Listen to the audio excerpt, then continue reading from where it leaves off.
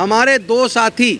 Advocate supreme court Mahmood प्राचा जी और भानु प्रताप सिंह जी, इन दोनों की वो किसी न किसी रूप में कहीं भी पूरे देश के किसी कोने में हत्या करवा सकते हैं। और हमें जो इनपुट मिले हैं वो इतने सीरियस हैं कि वो महमूद प्राचा की हत्या किसी एससी या ओबीसी से करा सकते हैं और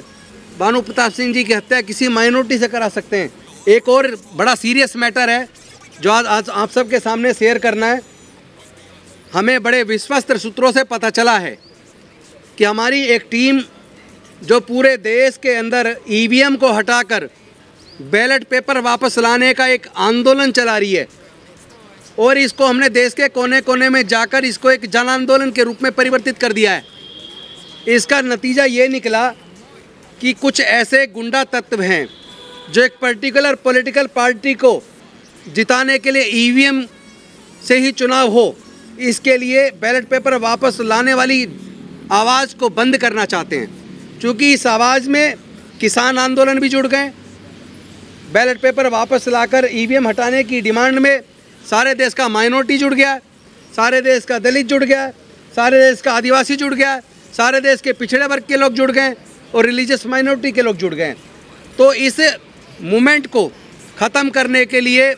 हमें इस तरह का विश्वस्त सूत्रों से पता चला है कि इस मूवमेंट में हमारे दो साथी एडवोकेट सुप्रीम कोर्ट महमूद प्राचा जी और भानु प्रताप सिंह जी, इन दोनों की वो किसी न किसी रूप में कहीं भी पूरे देश के किसी कोने में हत्या करवा सकते हैं। और हमें जो इनपुट मिले हैं वो इतने सीरियस हैं कि वो महमूद प्राचा की हत्या किसी एससी या ओबीसी से करा सकते हैं और भानु प्रताप सिंह जी की हत्या किसी माइनॉरिटी से करा सकते हैं, ताकि ये जो एकीकरण बना है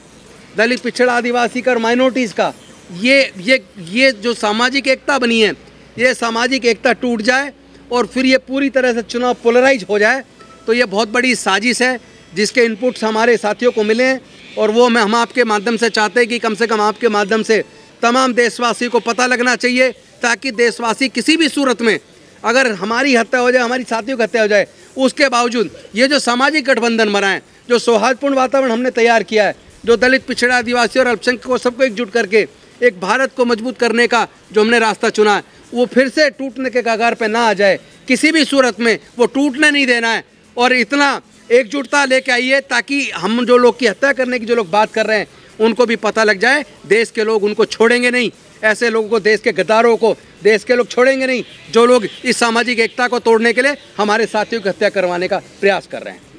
सर, इस पर कुछ रोशनी डालेंगे और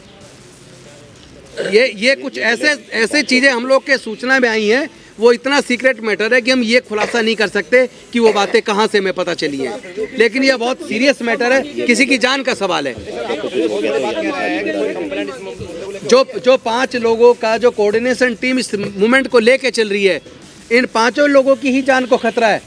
लेकिन मेन जो हमारे पास इनपुट आए वो किसी तरह हिंदू और जो मुस्लिम और दलित के बीच में किस तरह इनमें फाट डाली जाए, किस तरह एक दूसरे पे हमला करवा के इनके बीच में एक दरार पैदा कर दी जाए ताकि पूरे देश के अंदर चुनाव को पोलराइज कराया जा सके। इसके लिए सारी साजिश रची गई है। क्या आप सुरक्षा चाह रहे हैं सरकार से? देखिए, इस सरकार से हमें कोई उम्मीद नहीं है। वैसे तो ये सरकार की जिम्मेदारी है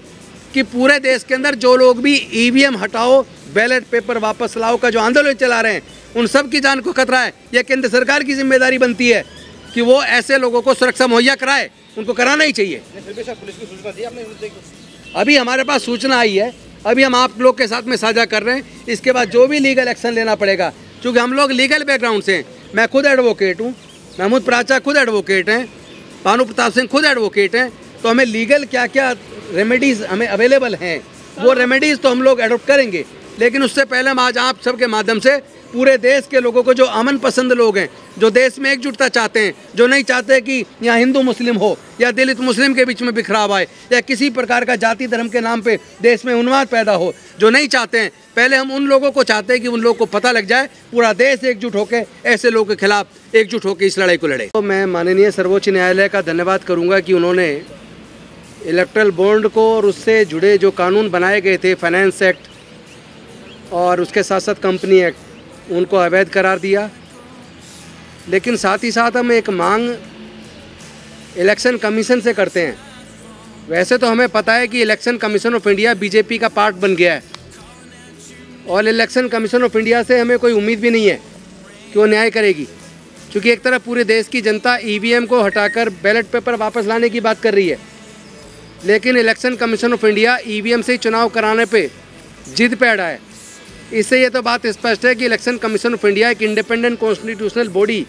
के रूप में खड़ा ना होकर बल्कि बीजेपी का एक हिस्सा बन के खड़ा है। लेकिन फिर भी हम उनसे मांग करते हैं ताकि हमारी बात को हम साबित कर पाएँ कि ये बीजेपी का हिस्सा बन गया है, ये इंडिपेंडेंटली काम नहीं कर रहा है। तो ये साबित भी हो जाएगा कि वो हमारी बात को मानता है या नहीं मानता। हम इलेक्शन कमीशन ऑफ इंडिया से ये मांग करते हैं कि वो ईडी को और सीबीआई को इस बात की जांच सौंप दे कि ये जो इलेक्ट्रल बॉन्ड किन किन बड़े उद्योगपतियों ने खरीदे और उन्होंने मैक्सिमम इलेक्ट्रल बॉन्ड वाला चंदा किस पार्टी को दिया, ताकि ये दूध का दूध पानी का पानी हो जाए कि इलेक्ट्रल बॉन्ड खरीदकर वो पैसे भारतीय जनता पार्टी को इसलिए दिए गए क्योंकि उनकी सरकार ने फिर उन्हें बड़े पूंजीपतियों को लाखों करोड़ का मुनाफा कमवाया एक तरफ, ताकि इसे जांच से पता लग जाए कि ये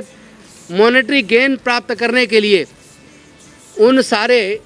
बड़े बड़े पूंजीपतियों ने मैक्सिमम पैसा भारतीय जनता पार्टी को इलेक्ट्रल बॉन्ड चंदा खरीद के रूप में दिया और फिर सरकारी